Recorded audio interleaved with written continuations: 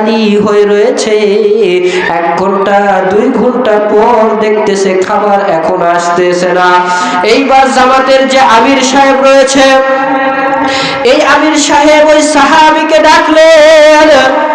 ওই সাহাবীকে ডাকতে বললেন, ও আমার সাহাবী, তুমি কি খাবার চেয়েছো? বিশ্বনবী কি খাবারটা নিয়ে আসবে নাকি?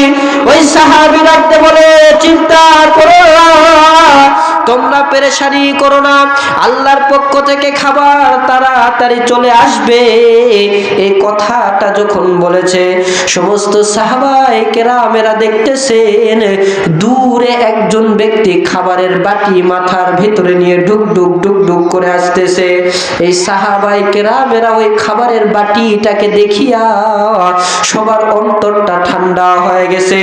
সবাই মনে মনে চিন্তা করতেছে, বিশ্বনবী খাবার পাঠিয়ে দিয়েছেন, বিশ্বনবী খাবারের মনে হয় ব্যবস্থা করে দিয়েছেন। সবাই সুন্দর করে বসে খাবারটা